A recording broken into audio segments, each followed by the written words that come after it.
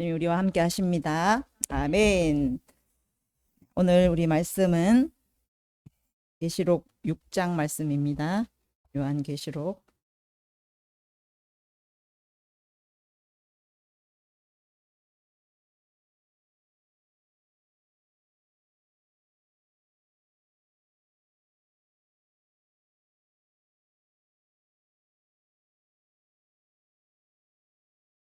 요한계시록 6장 12절부터 우리 7장 4절까지 보도록 하겠습니다.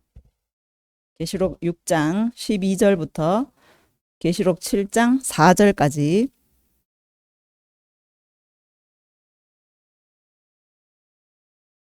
예. 6장 12절부터 우리 한 절씩 교대로 교독하겠습니다. 내가 보니 여섯째 인을 떼실 때에 큰 지진이 나며 해가 검은 털로 짠 상복같이 검어지고 달은 온통 피같이 되며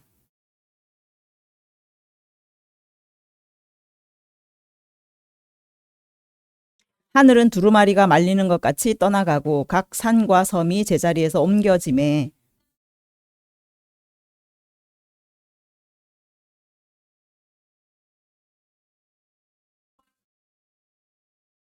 산들과 바위에게 말하되 우리 위에 떨어져 보좌에 앉으신 이의 얼굴에서와 그 어린 양의 진노에서 우리를 가리라.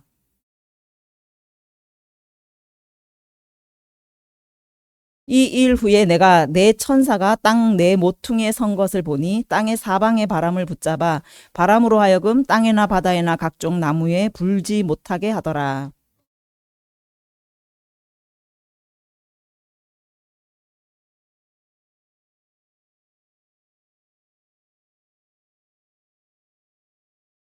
이르되 우리가 우리 하나님의 종들의 이마에 인치기까지 땅이나 바다나 나무들을 해하지 말라 하더라. 내가 인침을 받은 자의 수를 들으니 이스라엘 자손의 각 지파 중에서 인침을 받은 자들이니 14만 4천이니. 아멘. 자, 우리 이제 계시록 5장에 이제 하늘의 예배의 모습이 있었죠. 그래서 새 노래와 금대접의 기도를 통해서 인을 떼기에 합당하신 예수님께서 이제 인을 떼기 시작하십니다. 그래서 이제 6장으로 들어오면 그 인을 하나씩 하나씩 떼시는 것이 나옵니다. 그래서 이것이 이제 하나님께서 전체적인 그 하나님의 계획의 구원의 역사, 심판의 역사, 그 시나리오를 객관적으로 보여주시는 것이 바로 이 6장의 인의 말씀입니다.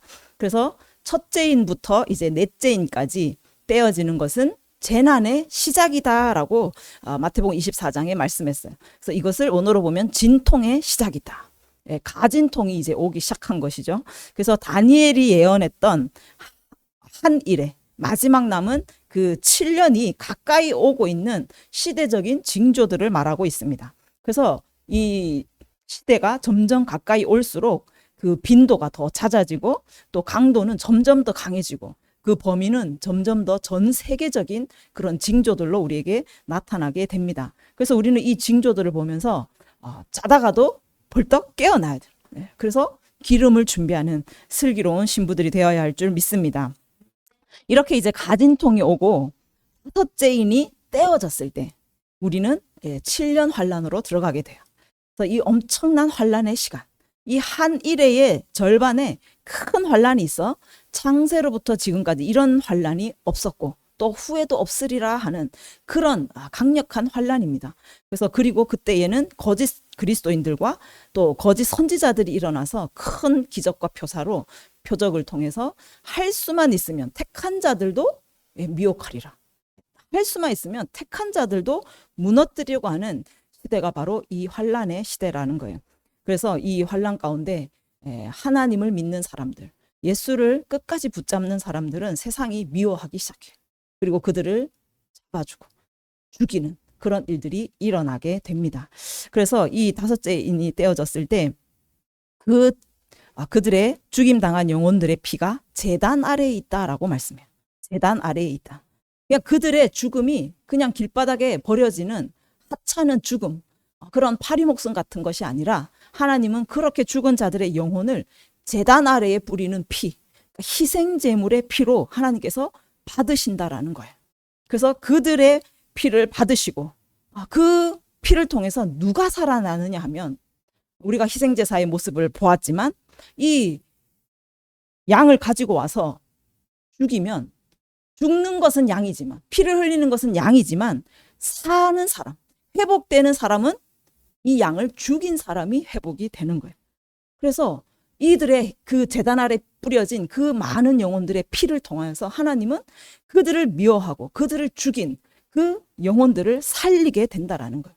그래서 스데반을 죽였던 사울이라고 하는 청년이 예수님 만나서 완전히 새롭게 살아난 것을 그런 것처럼, 그리고 예수님께서 십자가의 죽으심으로 우리가 평화를 얻고 예수님이 채찍에 맞으심으로 우리가 나음을 입은 것과 똑같은 거예요. 그래서 우리를 죽이고 우리를 미워한 자들, 그들이 우리의 희생을 통해서 살아나고 생명을 얻는 놀라운 하나님의 은혜를 말씀하고 있습니다. 그래서 이 7년 환란의 시기는 대부흥, 대추수의 시즌이 될 것이라는 말씀을 하고 있습니다. 이제 그리고 나서 이제 여섯째 인이 오늘 떼어집니다. 이 여섯째 인이 떼어지면 마지막 심판이 임하고 이제 세상이 끝이 나요. 최종적인 심판과 구원이 이루어지게 되는 거예요. 그래서 이때를 진노의 큰 날이다라고 말해요. 그러니까 하나님께서 구약의 많은 선지자들을 통해서 수없이 예언하셨던 날이 여호와의 크고 두려운 날, 캄캄하고 어두운 날, 그리고 큰 날, 두려운 날, 엄청나게 말씀하고 있죠. 그래서 그 날이 이제 우리에게 올 것인데, 그 믿지 않는 자들은 하나님의 심판이 이루어지는 날이 될 것이고, 또 하나님을 믿는 자들, 하나님의 백성에게는 구원이 이루어지는 구원 성취의 날이 될 거라고 말씀하고 있어요.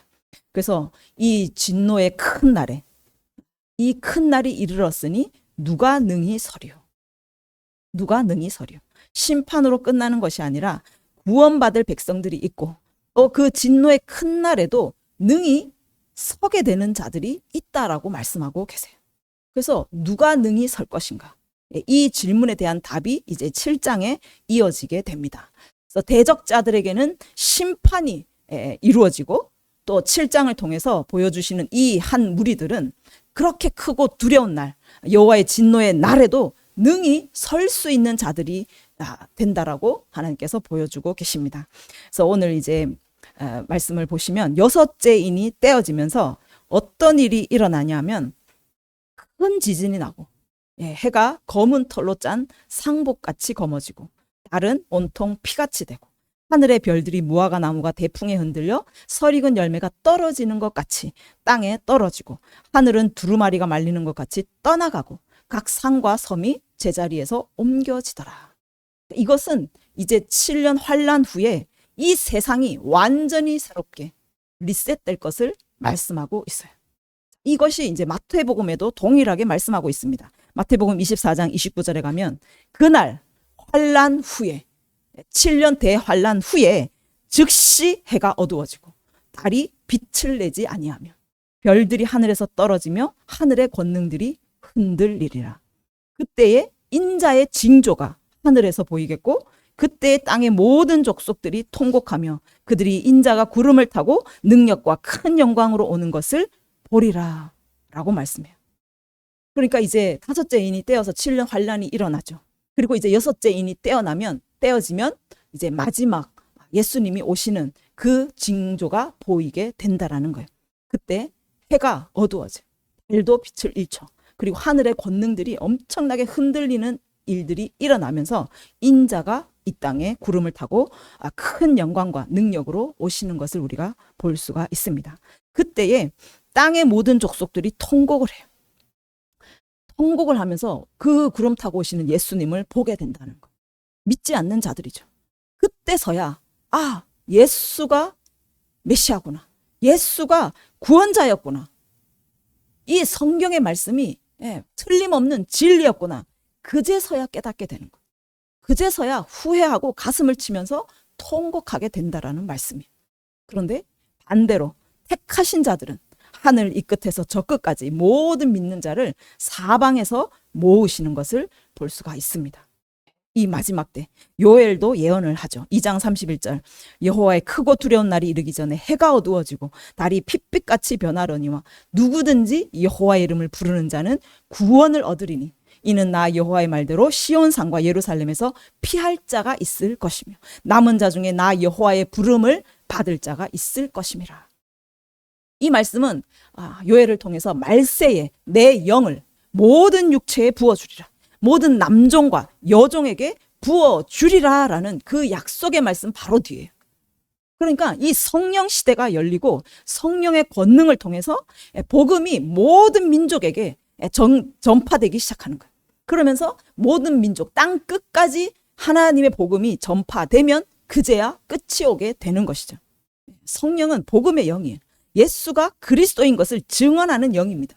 그래서 성령이 이 땅에 오시면서 지금 이제 2000년의 그 역사 시간 동안 교회가 성령의 권능을 받아서 복음을 온 민족에게 전파하기 시작했고 이제 온 세상의 복음이 다 전파되어 가고 있습니다.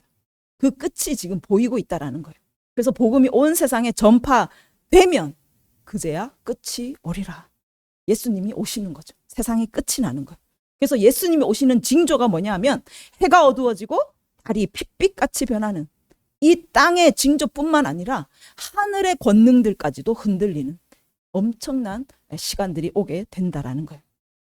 그때 끝까지 믿음을 지킨 자, 여호와의 이름을 부르는 자는 구원을 얻으리니 여호와의 예언대로 피할 자가 있겠고 남은 자가 있겠다. 여호와의 부름을 받을 자가 있을 것을 말씀하고 있다라는 거예요.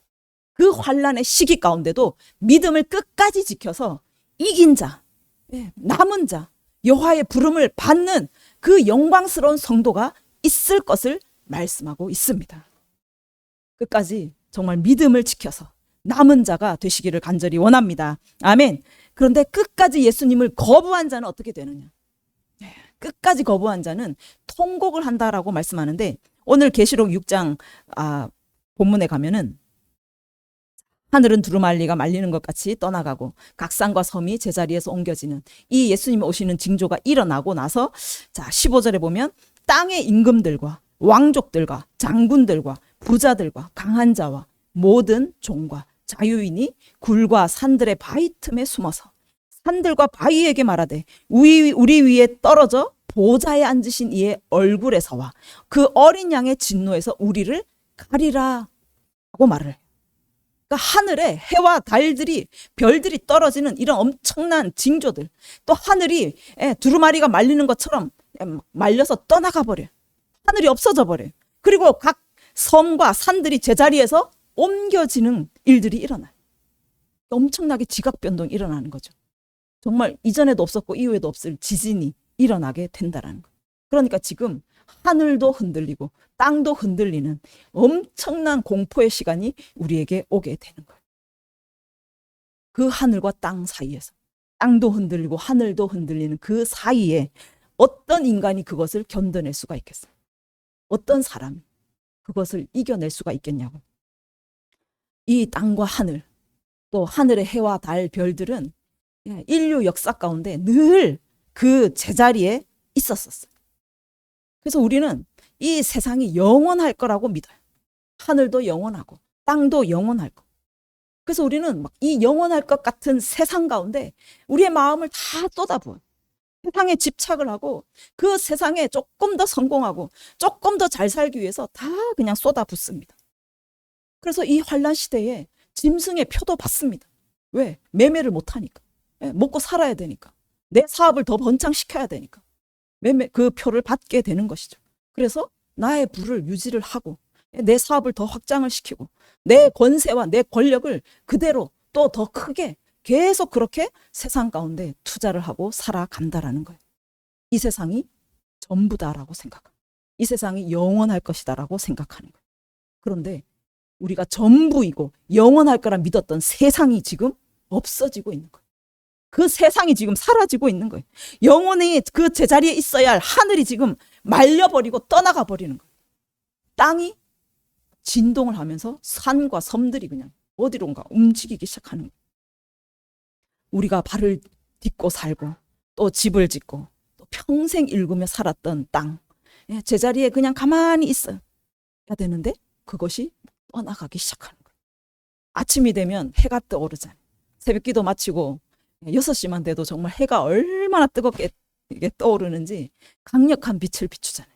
늘 해는 그 자리 아침이 되면 떠올라서 낮이 되면 막 뜨겁게 우리를 비추고 따뜻하게 해주고 그래야 할 해가 그 빛을 잃어버리는, 상복을 입은 것처럼 막 검게 변해버리는 거예요. 달도 빛을 잃고 별들도 막 수없이 무화과 나무가 그 열매가 떨어지는 것처럼 막 떨어지기 시작하는 거예요. 사라져 버려요. 그렇게 믿었던, 영원할 거라 믿었던 세상이 완전히 변화되기 시작하고 완전히 새롭게 리셋이 되어 간다라는 거예요.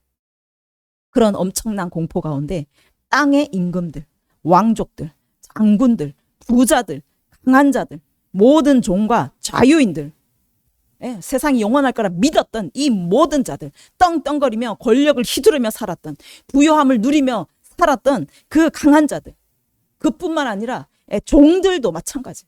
예수님을 믿지 않았던 종들, 자유인들 상관이 없어요. 하늘과 땅이 흔들리는 그 엄청난 두려움 앞에 굴과 산들 바위 틈에 숨어버려. 거기에 숨어서 산들과 바위에게 말하되 차라리 우리 위에 떨어져서 날 좀 죽여달라. 그 바위야 나한테 좀 떨어져서 나 좀 죽여달라. 왜냐하면 보좌에 앉으신 이의 얼굴, 어린 양의 그 진노, 내가 그걸 감당할 수가 없겠다. 그 하나님의 얼굴을 내가 볼 수가 없겠다. 너무 두렵다. 너무 무섭다. 차라리 나를 좀 죽여달라. 그렇게 호소를 하고 있는 모습을 볼 수가 있어요. 온 세상을 심판하시는 우리 하나님의 위엄은 한낱 인간이 도저히 감당할 수 없는 것입니다. 연약한 이 육체를 입고 있는 우리 인간, 그 진노의 큰 날에 하나님께서 일어나시면 인간으로서는 도저히 감당이 안 되는 것입니다. 그래서 하나님께서 이제 심판주로 그렇게 일어나실 때, 예수 그리스도께서 심판자로 이 땅에 오실 때, 이 믿지 않는 자들은 어떻게 되냐?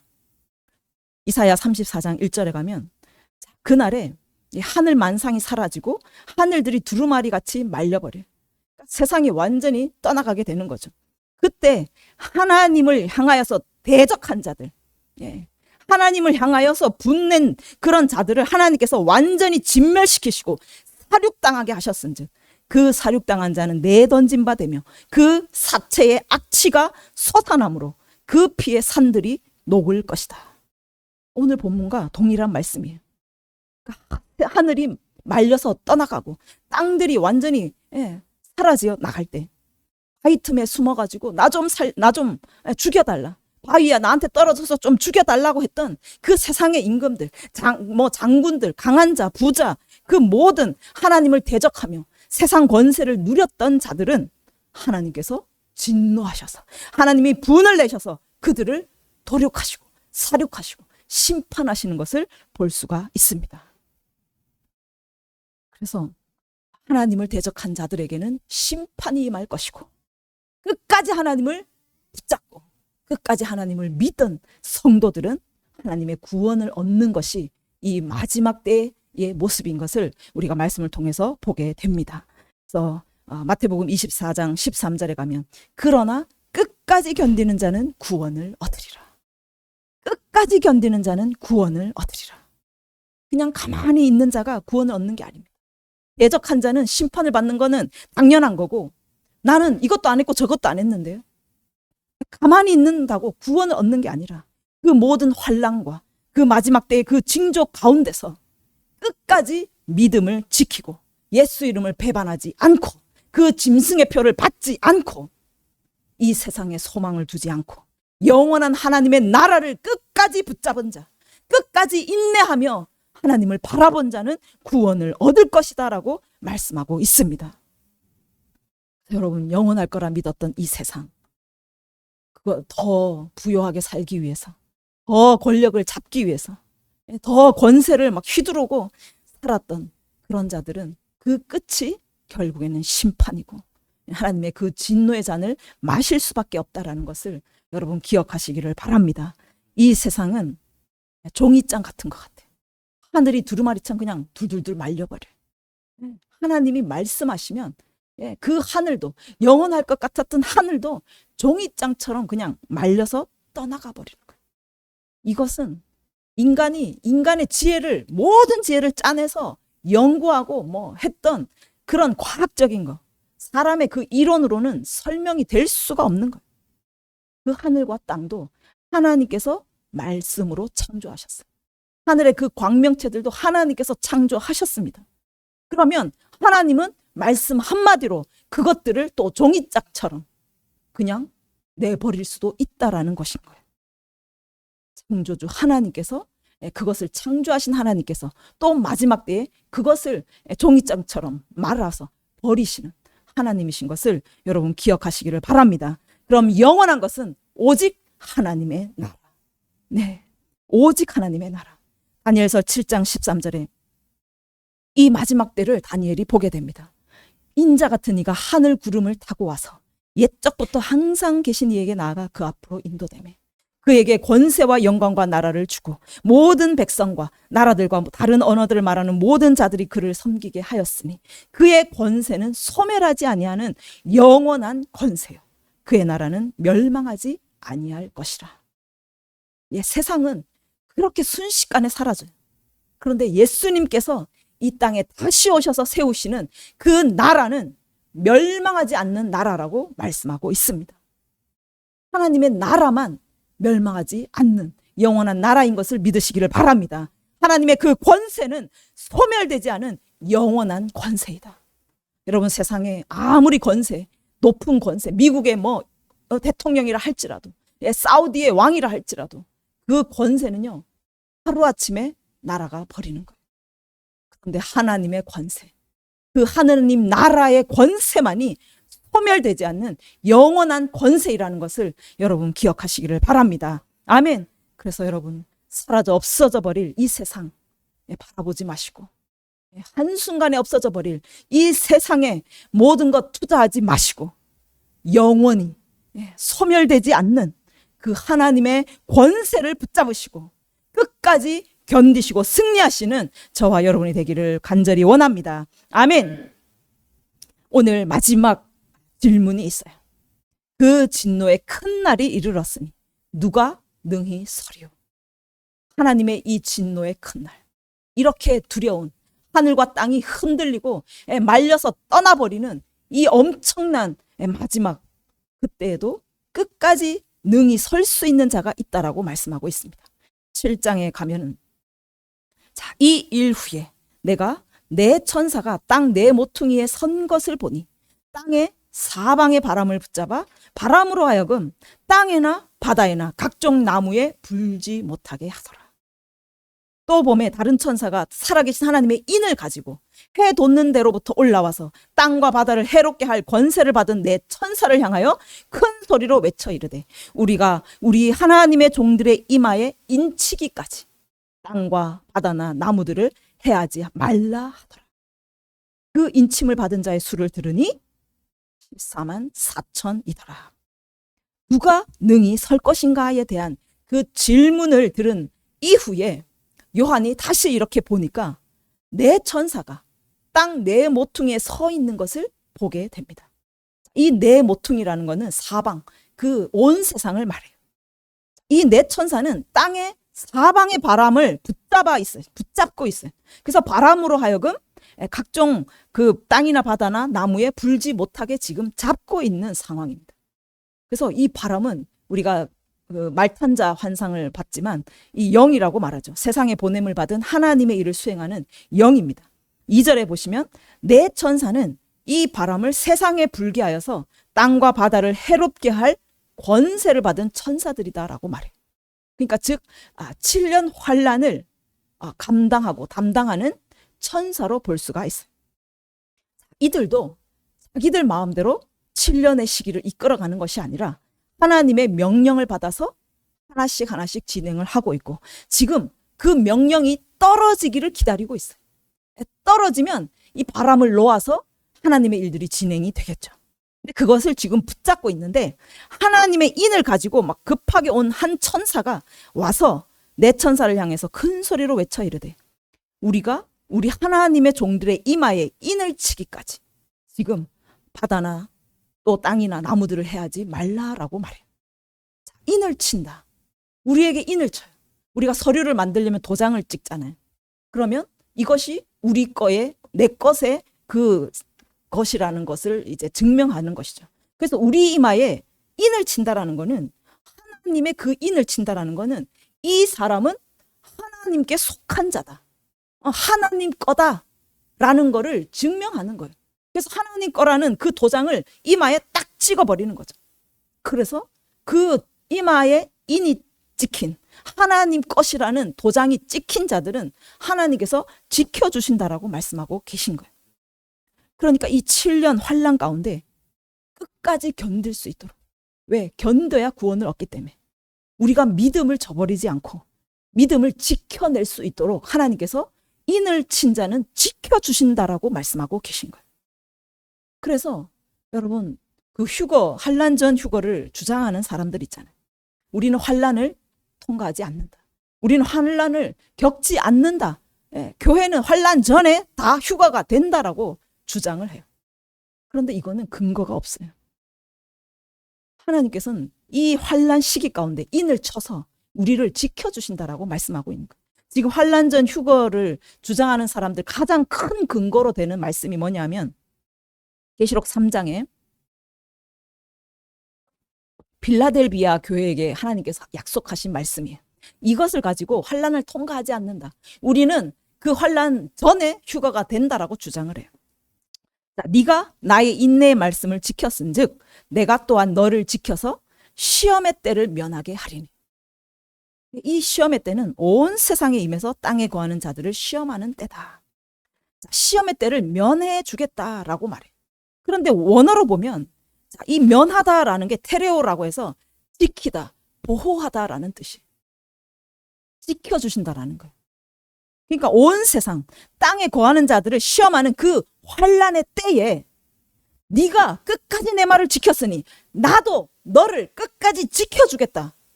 내가 너의 믿음을 붙잡아 주겠다라고 말씀하시는 거예요. 왜? 면류관을 아무도 빼앗지 못하도록. 면류관이 무엇입니까? 스테파노스. 그 믿음의 경주를 다 해서 승리한 자에게 주시는 것이 면류관이에요. 스테파노스. 그러면 이들이 그 환난을 끝까지 믿음을 지켜서 이겼다라는 거예요. 승리했다라는 거예요. 그러면 그 이긴 자에게 면류관이 주어지는데 그 면류관을 끝까지 이겨서 받아내도록 내가 너를 지켜주겠다라고 말씀하고 계신 거예요. 한국말로 그냥 면해주겠다. 환난 전에 우리를 다 피하게 해서 겪지 않게 해주겠다라는 말씀이 아니라는 거예요. 그러니까 이 내 바람이 이제 땅과 바다를 해롭게 하면서 막 몰아쳐올 때 우리는 결코 그 바람 앞에 무너지지 않고 인침을 받은 자는 끝까지 견뎌내는 거예요. 구원까지 이르도록 우리를 하나님께서 붙잡아 주시고 끝까지 인도해 주실 것을 말씀하고 있는 거예요. 그래서 인을 하나님께서 치셔서 지켜주시는 그 자들은 환난이 몰아쳐올 때 안 죽는다는 게 아니에요. 너희를 결코 죽지 않게 하겠다라는 게 아니라 우리가 순교하더라도 그 죽음의 위협 앞에서 예수 이름을 부인하지 않도록. 나 예수님 몰라요. 그렇게 살기 위해서 믿음을 그냥 내버리는 그런 일이 일어나지 않도록 끝까지 붙잡을 수 있도록. 스데반이 돌에 맞아 죽으면서까지도 끝까지 보좌에 계신 하나님의 얼굴을 바라보며 영광의 빛으로 그렇게 순교한 것처럼 우리를 붙잡아 주신다라고 말씀하고 있는 거예요. 짐승의 표의 시대에 가면, 짐승의 표를 받지 않으면 여러분 생활을 할 수가 없습니다. 어린아이들이 배가 고파 울어도 먹을 거리를 살 수가 없는 거예요. 매매를 하지 못합니다. 그렇게 엄청나게 어려운 상황이 우리 가운데 몰려온다 할지라도 우리는 당당하게 내가 굶어 죽더라도 짐승의 표를 받지 않겠다. 짐승의 표를 거절하는 거예요. 그것을 이겨내는 것입니다. 하나님께서 우리의 믿음을 그렇게 붙잡아 주시고 이겨낼 수 있도록 도와주신다라고 말씀하고 있습니다. 이 인을 여러분 받으시기를 바랍니다. 그렇게 인을 쳐서 지켜주실 종들의 숫자를 들어보니까 4절에 보면 이스라엘 자손의 각 지파 중에서 인침을 받은 자들이 14만 4천이다라고 말해요. 14만 4천. 14만 4천. 이 숫자는 이단들이 엄청나게 많이 사용하는 숫자예요. 신천지가 이 말을 그 숫자 그대로, 문자 그대로 받아들여서 막 각 지파를 만들었죠. 뭐 다데오 지파, 무슨 지파 해가지고 막 대회도 엽니다. 그래서 그 숫자에 지파별로 막 인원을 끼워 맞춰가지고 이 14만 4천에 들어가야 천국에 갈 수 있다라고 말해요.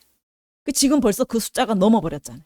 그러니까 지금은 또 말을 바꿔서 뭐 자기들 어떤 방식을 내놓아서 그것대로 열심히 하면 그 숫자에 들어갈 수 있다라고 또 가르친다고 해요. 그러니까 자신들이 그 숫자에 들어가기 위해서 가정도 그냥 내버려버려요. 자녀도 소용없어요. 부모도 소용없어요. 다 내버립니다. 그리고 전 재산을 팔아가지고 다 거기에 바치기도 해요. 그들이 시키는 것은 무엇이든지 해요. 왜? 이 숫자에 들어가기 위해서. 계시록은 묵시의 문학이에요. 묵시의 글이에요. 묵시는 이 요한계시록은 요한이 환상을 보고 그것을 기록한 글이에요. 그래서 이 묵시라는 것은 숫자 그대로, 문자 그대로 해석을 하면 굉장한 큰 오류에 빠지게 됩니다. 그래서 이 요한은 구약의 말씀에도 굉장히 능숙했어요. 또 예수님을 따라다니면서 예수님의 말씀도 가르침을 받았던 제자입니다. 그래서 이 요한계시록의 대부분의 말씀은 구약에 있는 말씀과 또 이 신약에 예수님께서 하신 그 말씀에서 대부분 찾을 수 있는 그 말씀들이에요. 그리고 또 굉장히 논란의 여지가 있는 어떤 상징적인 단어들은 그 말씀 안에 해석이 되어 있어요. 하나님께서 친히 오류가 날 수 있기 때문에 해석을 해놓은 경우도 굉장히 많이 있습니다. 그래서 우리는 그 말씀을 가지고 해석을 하지 문자 그대로 해석하면 오류에 빠질 수 있다는 거예요. 그래서 이 요한계시록은 우리가 이제 상징적으로 해석을 하기로 하면 계속 상징적으로 가야 돼요. 근데 문자 그대로 뭐 황충이 나온다. 진짜 황충이 나온다.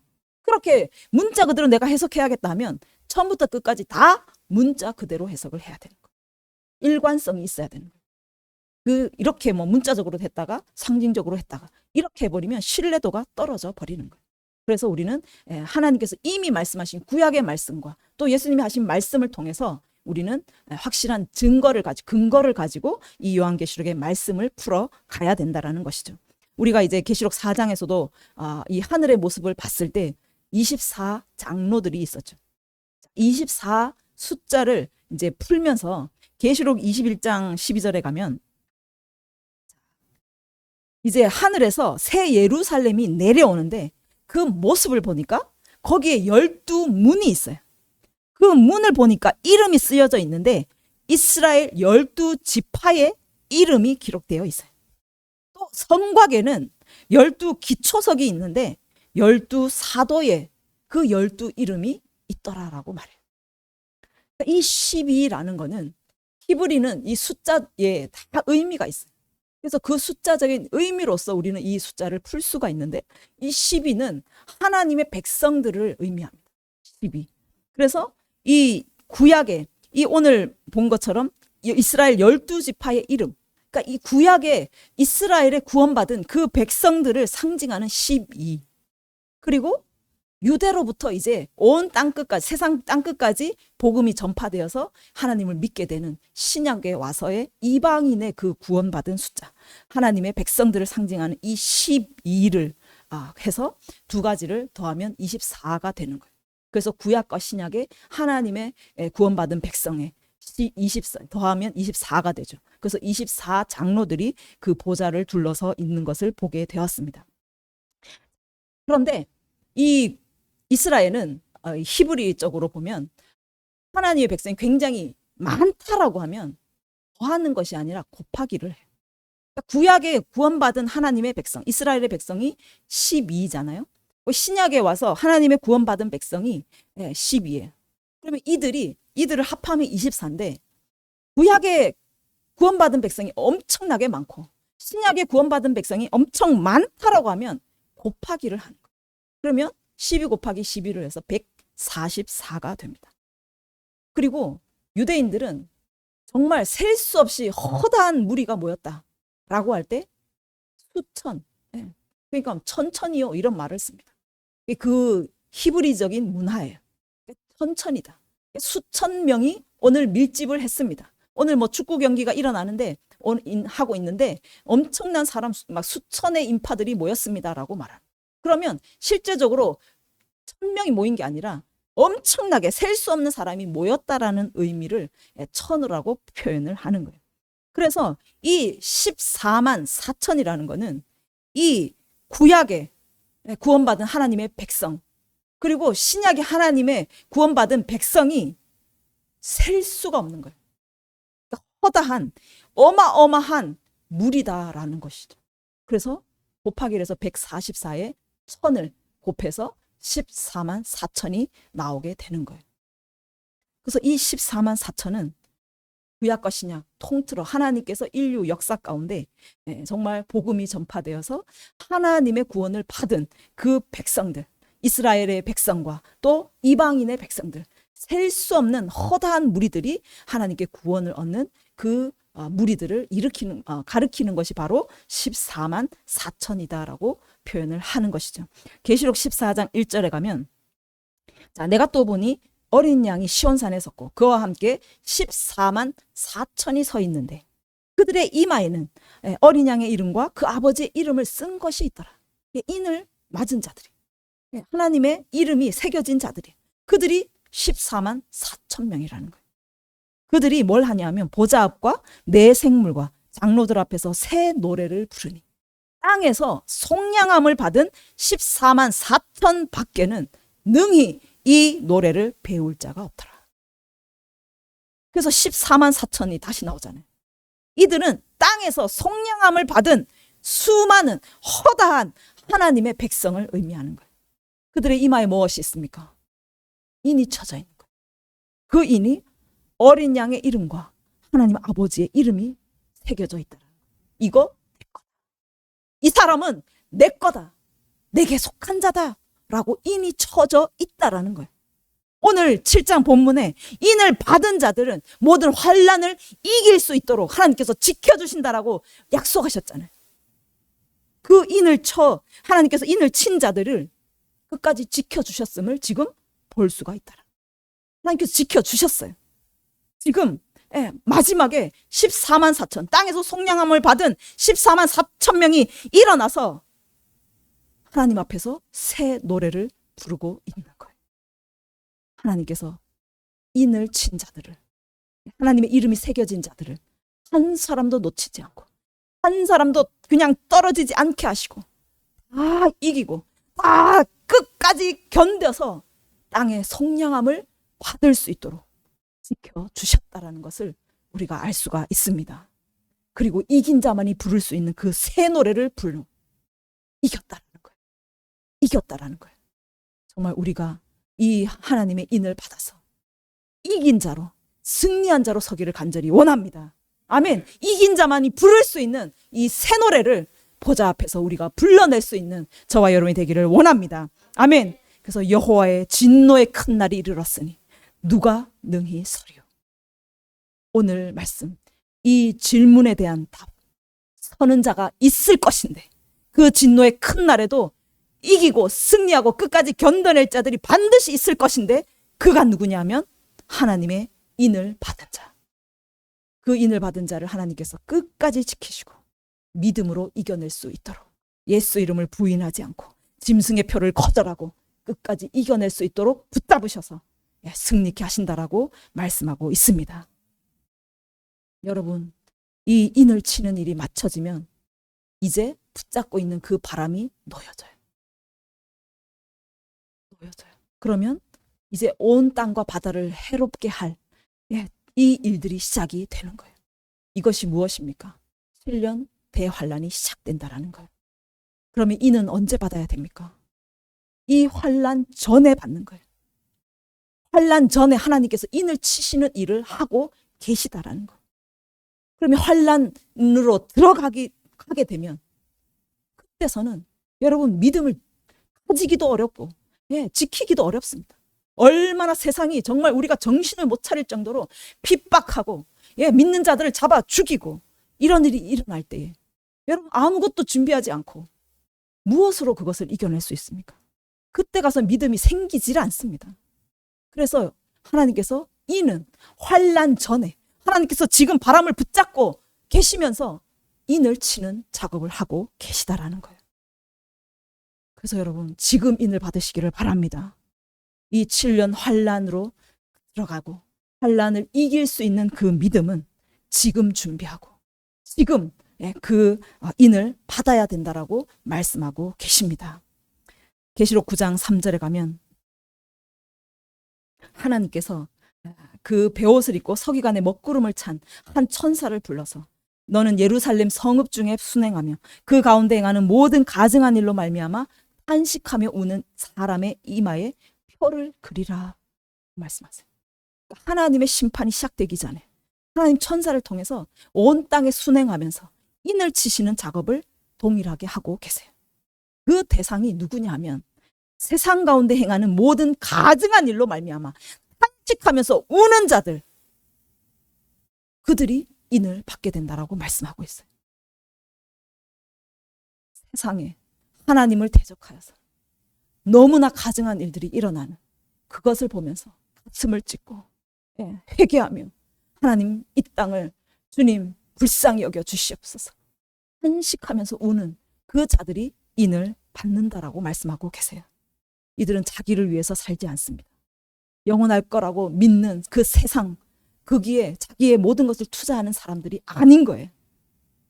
권력을 누리고 권세를 누리고 부여를 누리는 그런 자들이 아니라 오직 하나님의 나라와 의를 위하여서 자기 자신을 기꺼이 희생제물로 드리면서 그 영원한 나라를 위해 사는 자들인 것이죠. 세상이 점점 더 하나님을 대적하며 일어나고 있어요. 하나님이 창조하신 그 질서에 완전히 반대되는 그런 질서들을 만들어 가고 있어요. 이것이 신세계 질서입니다. 지금 대중문화를 보십시오. 완전히 하나님과 반대되는, 하나님이 창조하신 그 자연의 법칙도 완전히 거스르고 하나님의 말씀에 완전히 반대되는 그런 것들을 문화로 녹여서 우리에게 은근히 스며들고 있어요.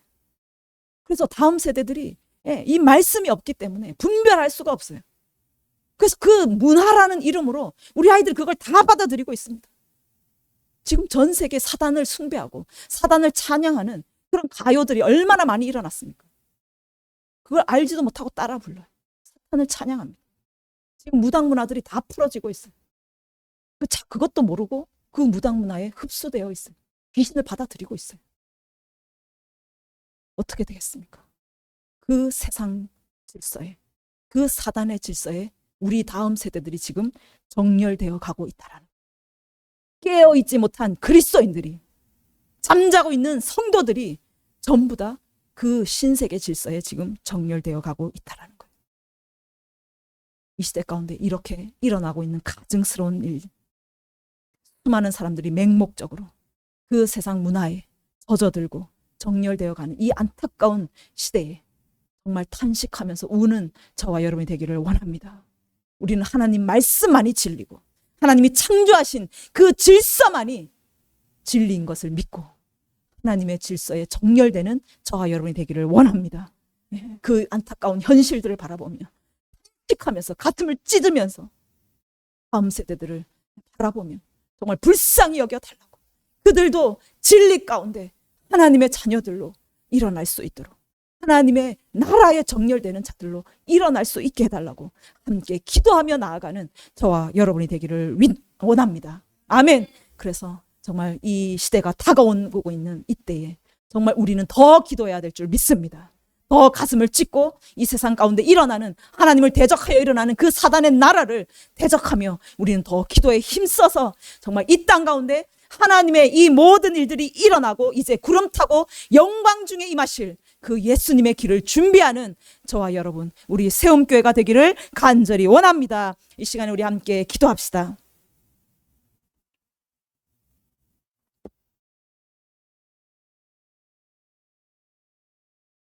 하나님의 그 진노의 큰 날이 너무나 가까이 다가왔습니다. 세상은 하나님을 대적하여서 더 높아지고 이제는 대놓고 사탄을 숭배하고 사탄을 찬양합니다. 그 유명한 가수들이 무대에 전부 사탄을 숭배하고 사탄을 상징하는 그것들을 새겨놓고 찬양하고 있어요. 우리 아이들은 그것도 모르고 함께 사탄을 숭배하고 사탄의 문화에 정렬되고 있습니다. 정말 가증스러운 일들이 온 땅 가운데 가득하게 일어나고 있습니다. 이 시대 가운데 정말 우리는 탄식하는 자가 되어야 할 줄 믿습니다. 이 시대를 바라보며 가슴을 찢고 울면서 하나님, 이 땅을 불쌍히 여겨 주시옵소서.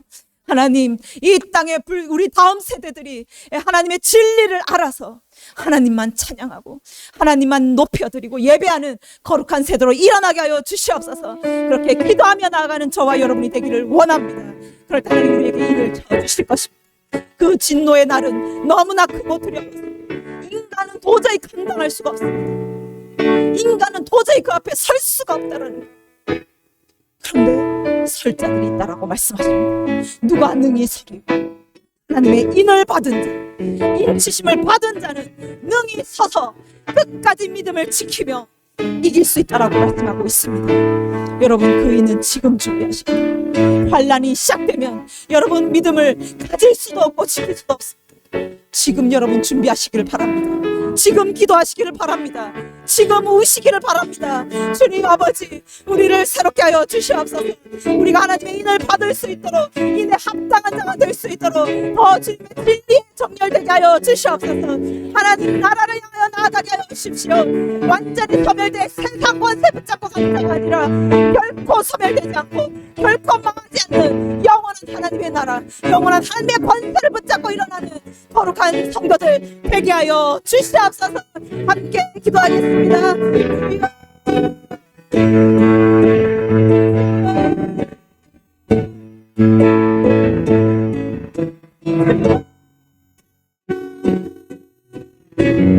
주님이 하나님 아버지